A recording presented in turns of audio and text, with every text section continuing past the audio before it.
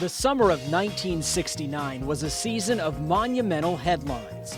The world paused to watch Americans land on the moon. Woodstock electrified a generation and changed the course of rock and roll history. But in Central Virginia, no event had a greater impact than Hurricane Camille. Camille overshadowed a lot of the other things that were going on in the country for this community. In the span of just a few hours, more than 27 inches of rain overwhelmed parts of our region, causing widespread floods and mudslides. Like an ocean wave, it just rolled in. Entire families were swept away and dozens were killed. Those who survived were traumatized and forever changed. It was just terror. On the anniversary of this tragic event, your hometown station is hearing from those who lived through the storm and helped our communities recover from the devastation. Join us as we're remembering Camille, 50 years after the flood. Hello, I'm Tim Saunders. And I'm Brent Watts. This marker along Route 29 next to the Rockfish River in Nelson County commemorates Hurricane Camille. It stands in a spot that would have been impassable 50 years ago this week. The major highway connecting Lynchburg and Charlottesville was buried under mud and debris. One of many locations impacted by a storm meteorologists say is unparalleled in modern Virginia history. 1969 was a rainy year in Central Virginia. Frequent storms soaked the area for months, but nothing could prepare residents for the deluge that would come on August 19th and 20th.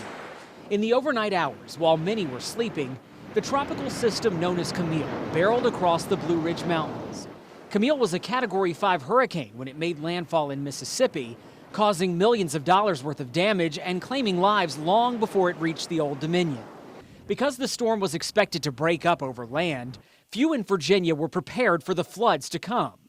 23 people died in Rockbridge County, where floods overwhelmed Buena Vista, Glasgow, and Goshen.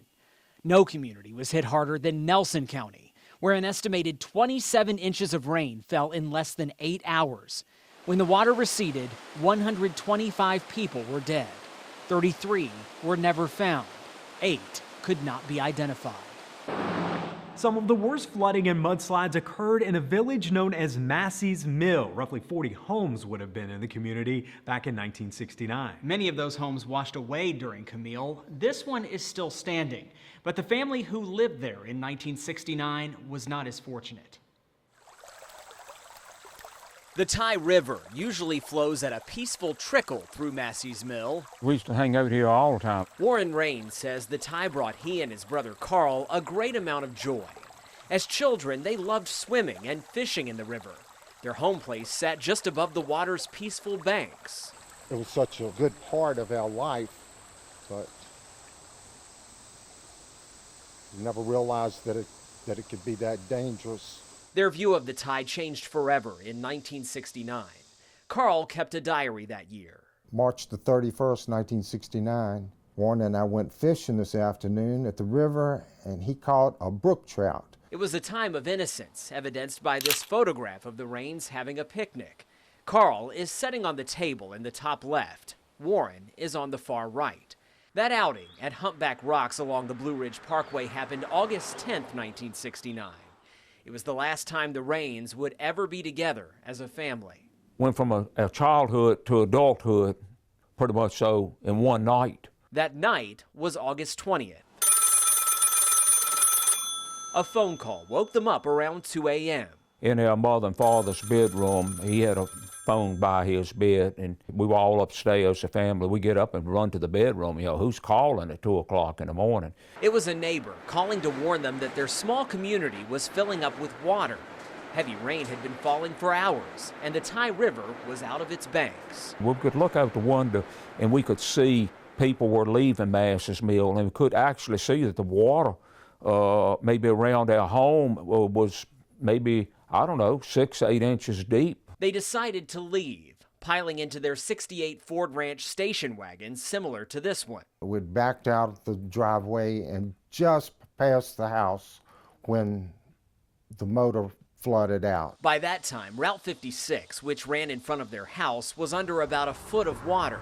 The water went up real quick because it was like a tidal wave. Stuck outside at that point, they tried to follow the highway and walk to safety. Thought we had enough time to perhaps get down there and get, to a higher spot than what we were in. My father was carrying a little 9-year-old brother, and my mother started carrying my little 7-year-old sister, and our 18-year-old sister hung on to our mother. At that point, the water was so deep and it had gotten so swift, and that we basically got separated. Warren was hanging onto a nearby limb, but losing grip. And my mother said, just let go, we'll catch you. When I got there, they were gone. They already washed them away. It was the last contact that I had with them. Warren and Carl survived by climbing into trees. And the water was probably 10 feet deep below me, and it was raining so hard that you basically had to put your hands over your nose and your mouth just to breathe. There was cattle floating by, logs, automobiles, and it even had an entire house float by. Warren and Carl stayed in their trees, cold and drenched with rain, until daybreak. When daylight came, somebody hollered to me, "Warren, do you know who I am?" And I said, "No, I don't know who you are." And he said, "I'm Carl, your brother." Warren says he didn't recognize his brother because he was in shock. A short time later, he says 3 men in a boat floated through this area and rescued them, taking them to a nearby house for shelter and rest. We laid down and rested for just a few minutes, and we said, "Nah, we got to get up. We got to go find the rest of the family." That didn't happen. Their father, Carl Sr., mother Shirley, and siblings Johanna, Ginger, and Sandy all washed away. Their bodies were found days later. It took nearly 2 weeks to find their youngest sister, Ginger. She had floated almost 20 miles away. If she had floated another 2 miles, she would have ended up in the James River, and we would have never found her. Some who drowned in Nelson County that night were never found, but the Rains were all located. Carl and Warren, just 14 and 16 at the time, buried their parents, brother, and sisters in the cemetery of their family church. We had become orphans just overnight. The brothers' story beyond that night is complicated and filled with changes. They went to live with friends of their family. Warren even spent time at a military school. Throughout it all, they had each other, bonded by their memory of a horrific night. You think about it, but we just, you keep going. While Carl has moved to Lynchburg, Warren has stayed near the Ty nearly his whole life. A river that runs shallow in Massey's Mill, but carries deep memories for everyone who lived through Camille's wrath. Today, a small memorial to Hurricane Camille stands along Route 56 near the spot where the Rains family was washed away. The memorial features a plaque with a depiction of 2 adults and 3 children standing beneath the roar of rushing water. Some may wonder how any storm could drop so much water over one specific area in such a short amount of time. I sat down with meteorologists at the National Weather Service in Blacksburg to learn how Camille moved across our area and why Nelson County received so much rain. From the very beginning, Hurricane Camille outwitted even the best hurricane forecasters, which at the time had few tools at their fingertips. Compare today's satellite to that of Camille in 1969. The hurricane was supposed to make landfall east of the Mississippi, but the track changed drastically 3 different times. In fact, a warning for Gulfport was issued just 15 hours before landfall. Then as it moved inland, as many hurricanes do, it weakened pretty rapidly coming north up along the Mississippi River Valley. It only produced maybe 2 to 3 inches of rain across Kentucky, so there was no real big concern about it as it came across the Appalachians. The remnants never stalled, but leftover moisture combined with a slow-moving front and the mountains triggered unprecedented rainfall. So you had this train of thunderstorms that kept on forming over and over again for about an 8-hour period that just happened to be in the same location. Between sunset and sunrise, 12 to 27 inches of rain fell on Rockbridge, Amherst, and Nelson counties. The bullseye was in Nelson. It just didn't dawn on you at that time how epic this was, how many lives were lost and how much flooding actually had occurred. Dick Whitehead was 19 at the time. His father was Nelson County Sheriff. There was just this deafening roar from the nearby stream. You could smell this pungent earth smell from all the landslides. Whitehead remembers the desperate search in the days that followed. And the whole day and the next day, same thing. Search, search, search, walk up and down the streams. It becomes apparent you're not going to find survivors very easily because everything is just stripped clean. Either you were okay or the likelihood you were gone. While we may never have the loss of life like we had during Camille, we have had several heavy rain events that came close. Knowing your risk, having a way to receive warnings, and having a plan can help you survive a disaster like this. When the clouds parted and the water washed away, hundreds of volunteers and first responders rushed into Nelson County to help. When we come back, we'll tell you about the outpouring of support that came in the aftermath of Camille and hear from those who took part in recovery efforts. There was no such word as impossible or no. They just did it. Getting into Nelson County following Hurricane Camille was virtually impossible. Most of the roads and bridges were washed out by the storm. WDBJ-7's Leanna Scicchetti shows how hundreds of volunteers and first responders overcame those barriers to help Nelson County recover. So on 8/23/69, Project E7, Davis Creek, body behind Floyd Harris's home. Philip Payne is reading recently unearthed documents from his father's old filing cabinets.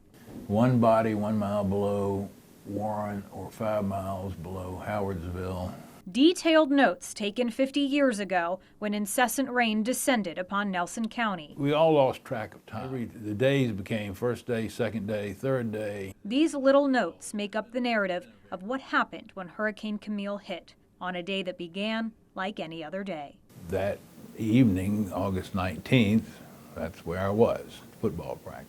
Payne says football practice at Nelson County High School was canceled after dark storm clouds formed above. They were like giant tumbleweeds. They were rolling. Rain fell hard and well into the evening when Payne went to bed. When he woke up, trees were everywhere, homes washed away, and reports that dozens were missing. That was our first inkling that people had been killed. The response that followed came as quickly as the record-breaking waters that had swept through the night. This is 29, just north of Livingston. Payne grabbed his camera. Where Muddy Creek had been pushed into the southbound lane. Military helicopters arrived on the 29 bypass right away. Payne's father, Dan, My dad, again in his fishing cap, was at the helm. A Chevrolet dealership owner, Korea veteran, and devout trout fisherman, Payne corralled friends and neighbors who knew the land best. They were spotters in the air, and others, including young Payne, began the grisly on-the-ground search and rescue missions. most of those guys worked for the next 3 weeks looking for bodies. People spent weeks cleaning up, bringing equipment from home and work. Women collected clothing, ran communications, and made food. Everyone immediately who was in a position to do so started doing something. That included the Mennonites, who responded almost immediately, doing anything asked of them. There was no such word as impossible or no. I mean, they're saints in this county. For several weeks, the people of Nelson County slowly rebuilt their homes, their businesses, and their lives. Payne's father helped lead them, clearing the way for some semblance of normality. I think he's probably as proud of that as anything he'd ever done. Payne now only has to walk across the street from his law office to find a permanent reminder of what water, time, and blurry memories might eventually fade away. It's surprising how many people will take time, walk up, read it, and consider it. For Payne, Hurricane Camille's lasting impact was not one of destruction, but one of restoration, fueled by the hands of an entire community. Don't wait to be asked, jump in. Among the first responders who came to work in Nelson County after the storm was a young Virginia State Trooper. After the break, we'll hear from him and share a portion of the audio diary he recorded during his recovery work. Every gully, every little valley, every low spot in the mountain had been washed out as if some giant claw had grabbed hold of it and pulled everything out of it.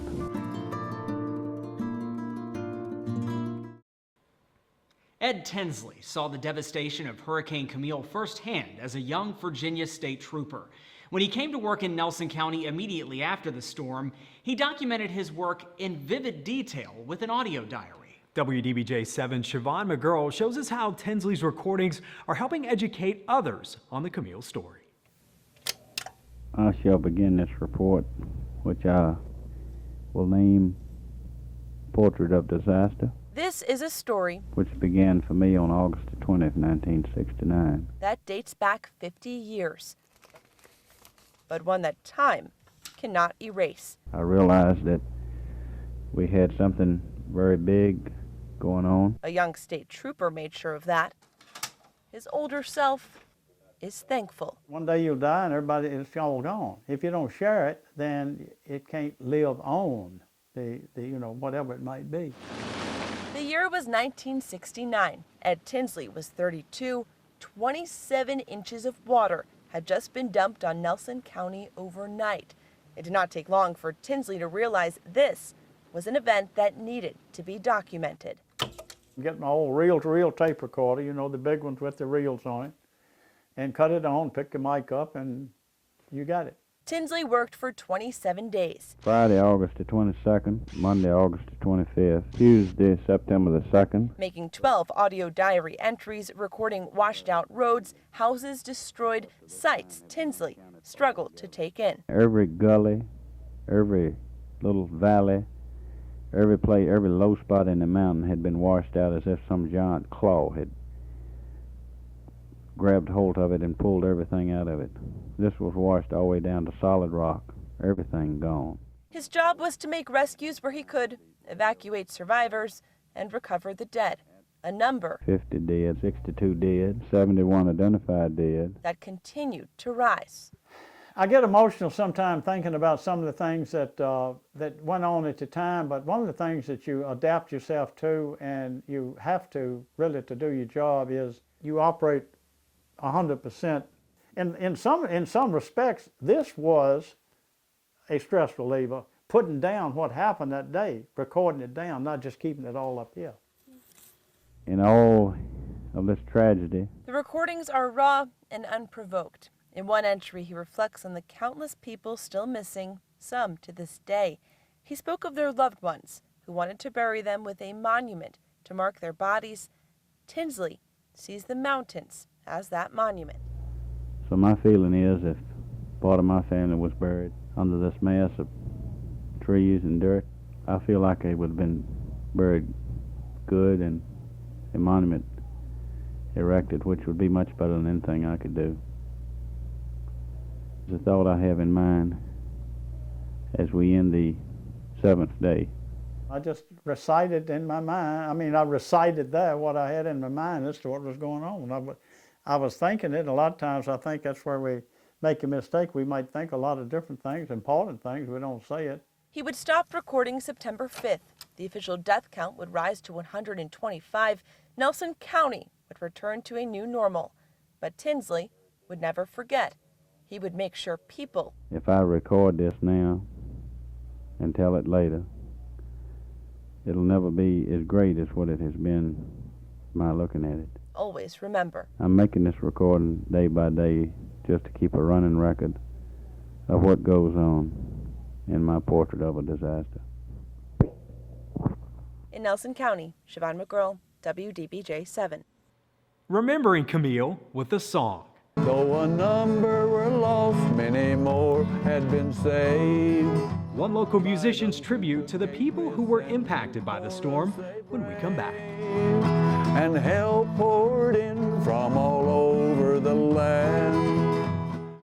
The story of Camille's impact on our region inspired one local musician to chronicle the tragedy with a song. It was August 19th in the year 69. John Mark Jones was a Lexington high school teacher 50 years ago when a friend gave him a poem about Camille's flooding and asked him to set it to music. The Night of the Flood was the first song he ever wrote. It was released in January of 1970 and has been played at ceremonies and commemorations ever since.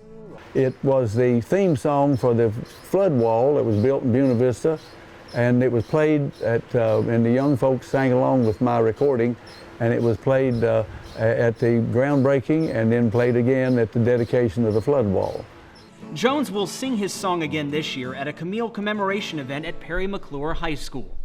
Songs aren't the only way the Camille story is being preserved. When we return, we'll take you inside a local museum that's dedicated to educating the public about the storm's impact and lasting legacy. It makes people proud to be from Nelson County because we've recovered from that. The 50th anniversary of Hurricane Camille is a time to reflect on the tragedy and remember those who died. One organization in our region is working to share the story of what happened, not just on this anniversary, but every day of the year. The Oakland Museum near Lovingston is home to the Camille Resource Center. It features permanent exhibits on the storm with listening stations where visitors can hear interviews with survivors.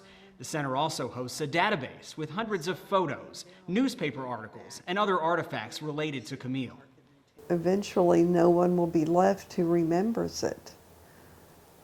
So we need to preserve it for those that did not experience it and hope they never have to go through anything like this. The Oakland Museum is the permanent home of the Nelson County Historical Society. Our sincere thanks to that organization for connecting us with the interviews, visuals, and information necessary to make this program possible. Thank you for watching.